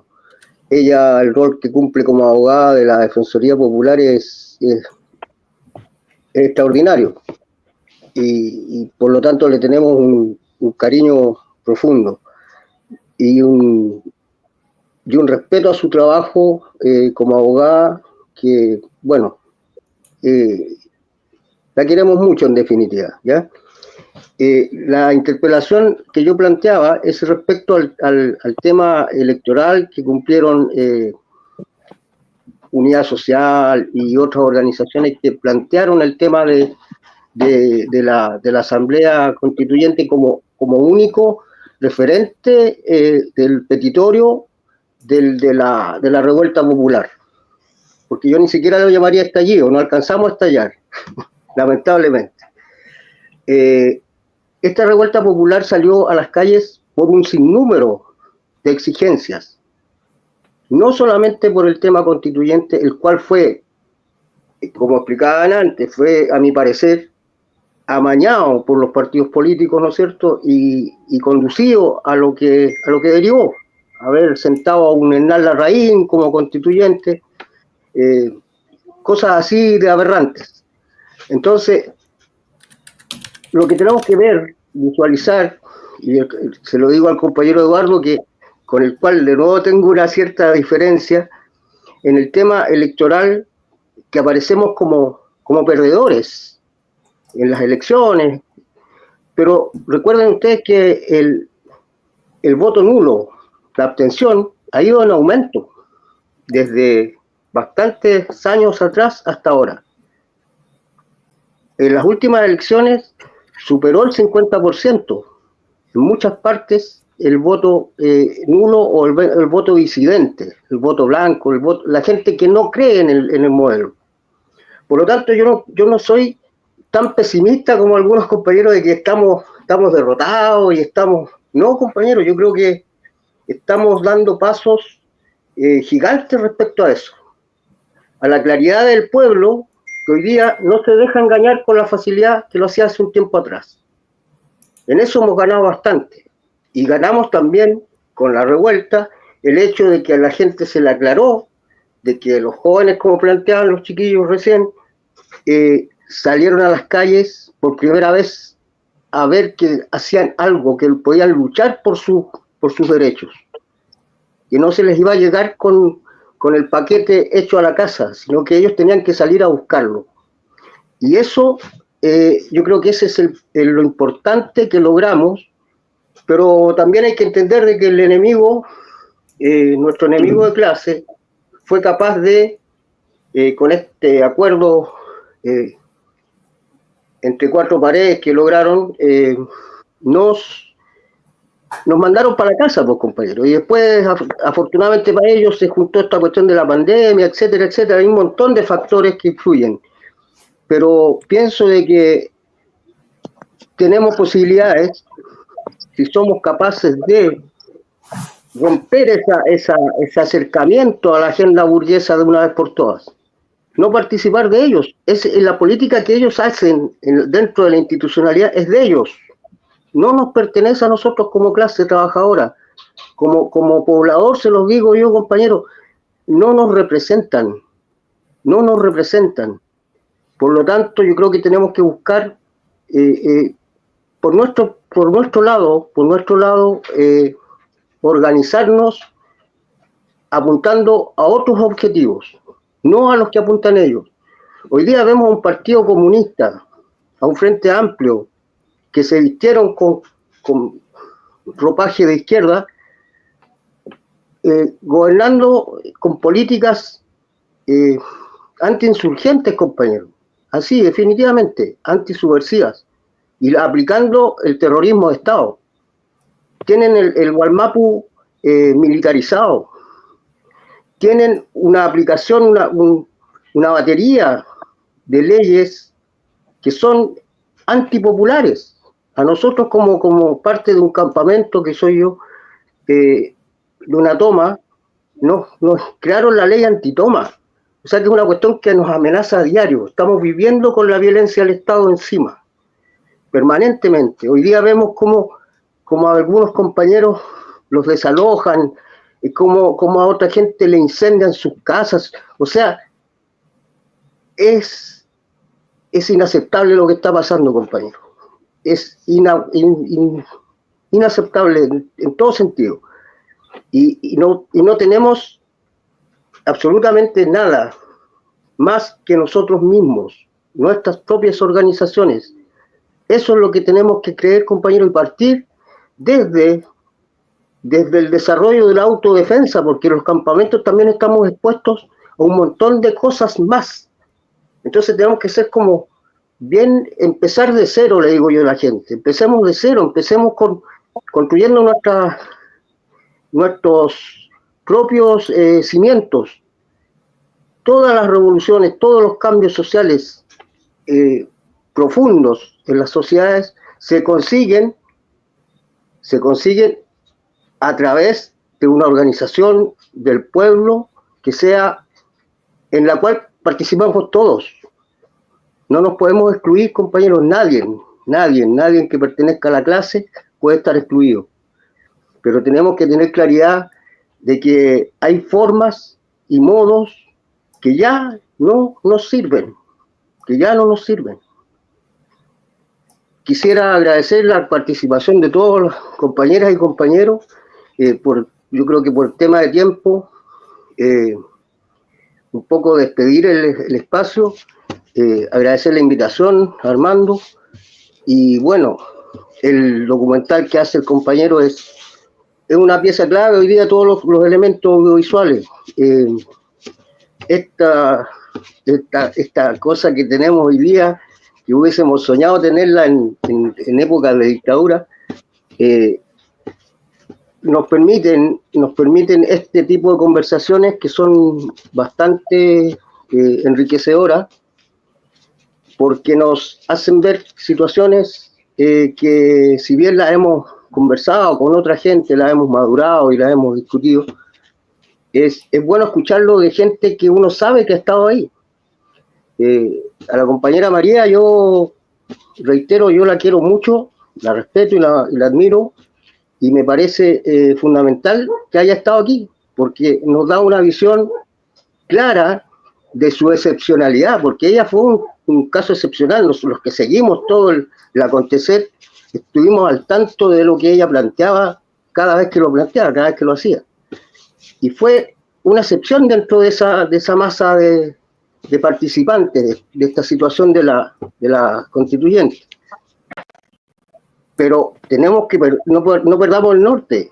El tema de la Constitución fue un tema que se sacó del montón de exigencias que pedía el pueblo en la calle, ¿ya?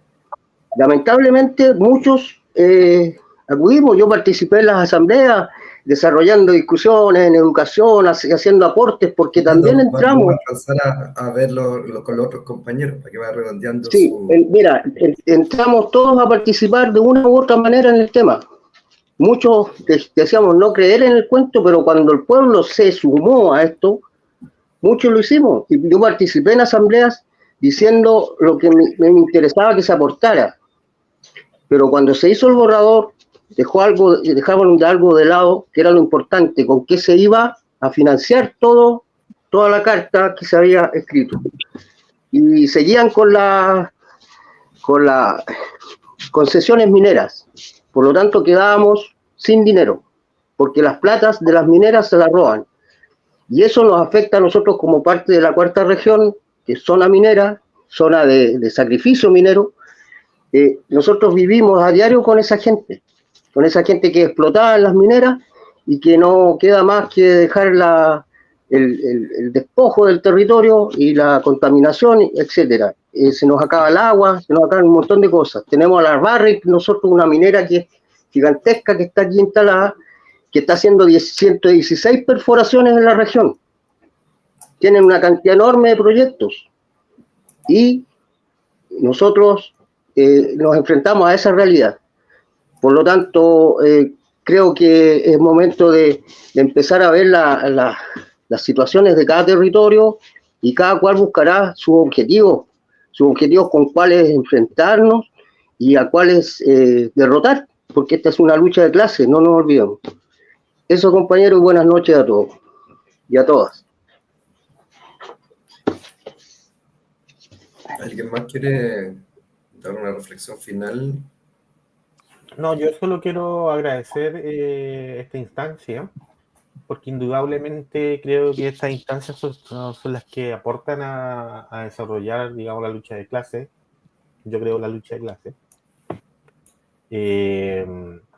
Y creo también que también son una instancia para mirarnos las caras y intercomunicarnos. Creo que muchas veces estamos tan unidos en nuestras luchas más particulares que tienen que ver con los territorios y no somos capaces o no podemos, o como dice el compañero Fernando, también el sistema moderno nos tiene encapsulado. Creo que es importante tener estas discusiones, creo que es importante mirarnos las caras, creo que es importante también mirar hacia el futuro con una mirada estratégica e independiente de las diferencias que presentamos, pero que sean mínimas, porque yo creo que hay una concepción de clase de los medios, podamos seguir desarrollando los territorios. Nada más que gracias. Gracias, Eduardo. ¿Qué más? Sí, Pedro. Sí, bueno, indudablemente dar las gracias, digamos, por el espacio y creo que indudablemente tenemos que tener la capacidad, ¿cierto?, de debatir, ¿ya? Tenemos que desarrollar contenido, tenemos que desarrollar, qué sé yo, una práctica concreta también, que cuando nos toque discutir o desarrollar alguna idea tengamos una experiencia concreta de la cual hablar.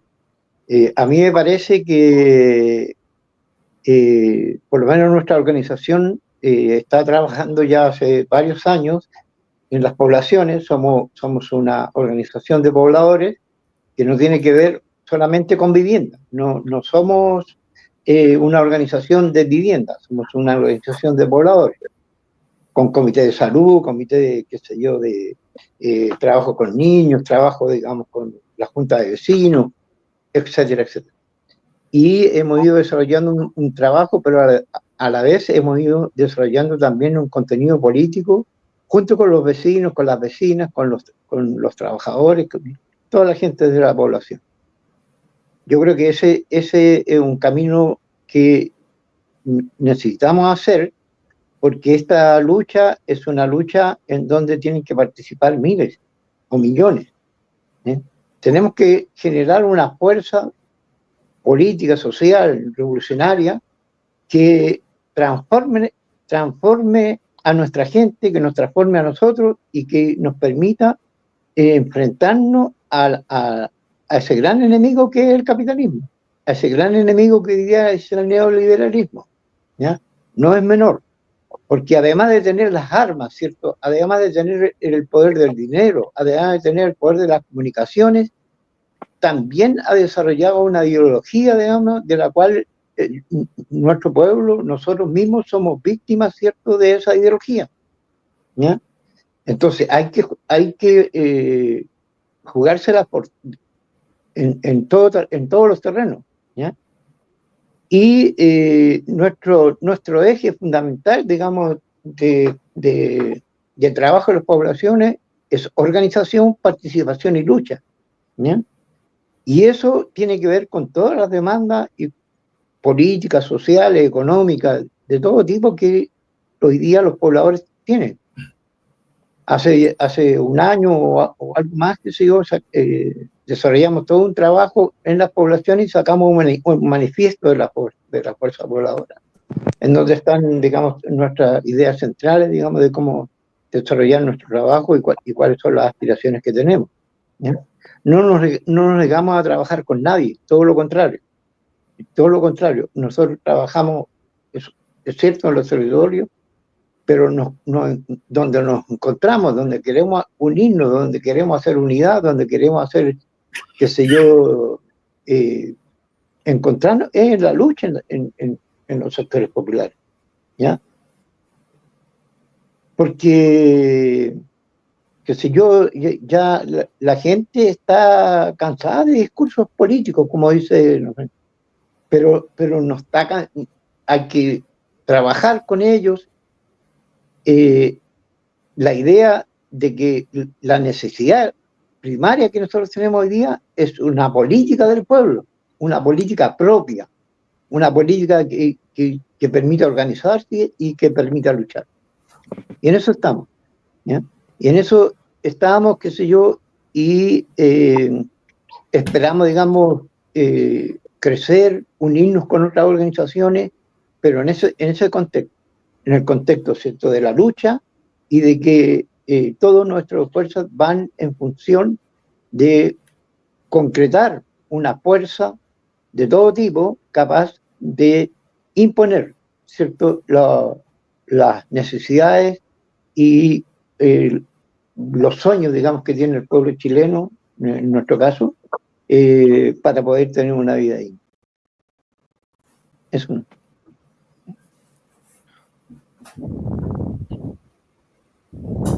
Sí, quizás como para acompañar igual el discurso de Pedrito y ir terminando igual con este comentario, algo que igual que creo que es súper importante relevar en estos momentos es que finalmente tenemos mucho campo donde tenemos que seguir trabajando y que tenemos que llegar, porque hoy día la alternativa no está en la gente, no está en el poblador, no.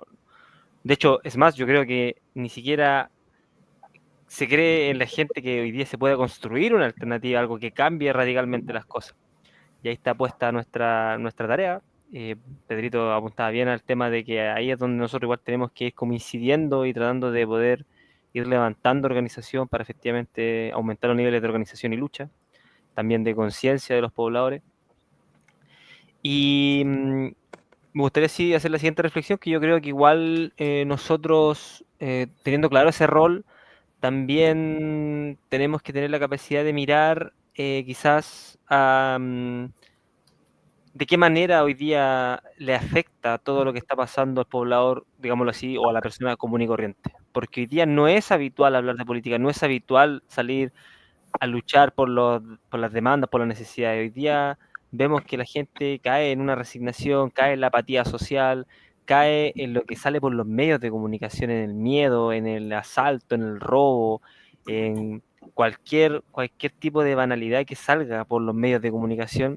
Y ahí vemos finalmente lo que logran ellos, que es imponer ideológicamente una forma de hacer las cosas. Entonces, también invitar aquí a todos los compañeros y compañeras a que podamos hacerle frente también a esas cuestiones desde todos los frentes, desde la población, desde el sindicato, de la pega, de todos lados, en el fondo. Saber que ese enemigo poderoso está ahí, está operando todos los días, desde distintos medios, de distintos puntos de vista, desde distintas plataformas que tienen. Y que nuestra tarea es dar la discusión, dar el encontrón más ideológico, incluso si es necesario, y organizar, levantar organización, incluir, aumentar los niveles de participación, como decía Pedrito, pensando en eso, en la construcción de un proyecto político y social propio, pueblo, donde las necesidades de nuestra gente sean lo primordial y el eje fundamental. Y yo creo que eso es algo que incluso hoy en día este sistema logra, que es deshumanizar a las personas, deshumanizar al pueblo, deshumanizarnos a nosotros mismos. ¿Crees que es más importante el consumo? ¿Crees que es más importante poder acceder a cualquier tipo de mercancía, cueste lo que cueste? Y que sin embargo nosotros mismos, los seres humanos y las personas y los que somos los más afectados por este tipo de sistema, quedamos como último tema, o sea, no somos tema finalmente. Y eso es algo que a mí me preocupa porque yo particularmente igual trabajo con muchos jóvenes y niños y veo que en ellos fundamentalmente también se sigue reproduciendo esta lógica de que no están pudiendo participar de ningún tipo de proceso y que finalmente las expresiones o los resultados de este sistema le está calando hondo, sigue calando hondo en nosotros, sigue calando hondo en nuestra gente y tenemos que de alguna otra manera hacerle enfrente, dar un ejemplo igual distinto, creo yo. Aunque cueste, aunque sea difícil, aunque implique de repente pagar algunos costos, es la tarea que nosotros hemos asumido y que yo creo que estamos felices de hacerla también. Y con esto último me despido y agradeciendo el espacio, es que siento que estos espacios hacen muy bien para poder efectivamente discutir sobre cuestiones más políticas entre nosotros que ya tenemos como ciertas ideas que estamos de acuerdo, digamos, en muchas ideas, en otras no tanto, pero que sin embargo la mayoría de la población hoy día no discute estos temas, no discute de política, no habla sobre cómo finalmente se toman las decisiones en este país, no discute cómo se mueve la economía en el país, cómo finalmente acuden o se desempeñan o realizan las acciones, las instituciones del Estado incluso.